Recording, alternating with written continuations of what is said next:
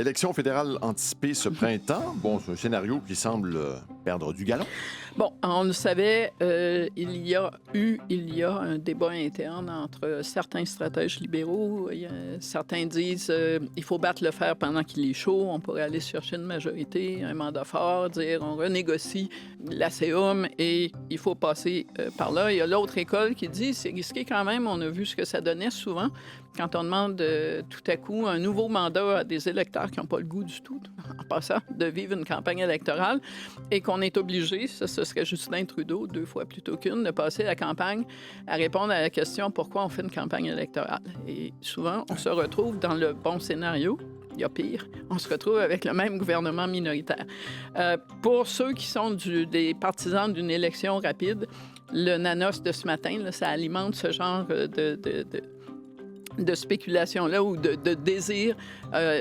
C'est un sondage hebdomadaire, donc, qui donne dans le moment 4 points d'avance aux libéraux, mais surtout 29 points d'avance sur Pierre Poilievre. 29, j'ai bien dit. Beaucoup, là. Oui, Ouais. à Mark Carney. Alors, on se dit, ce serait le temps de battre le fer pendant qu'il est chaud, surtout du point de vue libéral, que le NPD, qui a perdu beaucoup de plumes aux libéraux aux dernières élections, le NPD a aucune raison de voter contre le gouvernement ou de se mettre dans le chemin du gouvernement. Ça laisse les conservateurs et le Bloc.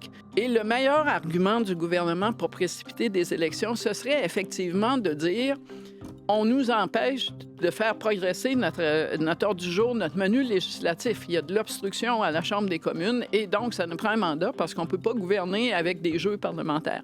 Monsieur Poilievre, donc fort de son nouveau mandat comme chef du Parti conservateur, hier a plutôt envoyé des colombes voler vers les libéraux en disant « On est prêt à passer sur les chapeaux de roue. Vos nouvelles mesures, c'était ça le choix. On fait des élections complémentaires ou bien on attend un peu, puis d'ici le 1er juillet, on trouve une façon de faire une élection générale. » Élection complémentaire, pendant qu'on choisissait de donner à M. Poilievre à Calgary un nouveau mandat comme chef, le Parti libéral en profitait pour désigner sa candidate dans la circonscription de Chrystia Freeland. C'est-à-dire que M. Carney a nommé Danielle Martin, qui est quelqu'un qui est une éminence en santé publique et en santé. C'est elle qui va représenter le Parti libéral dans cette élection complémentaire. Alors, ce sont toutes sortes de manœuvres qui vont, franchement, dans le sens de on règle les questions d'intendance, on comble les sièges, parce que M. Carney n'a pas intérêt non plus à diminuer sa minorité. Et là, à chaque fois qu'il y en a un qui démissionne, bien évidemment, là, ça fait 2. Ça rend donc la tâche un peu plus complexe au moment de vote de confiance.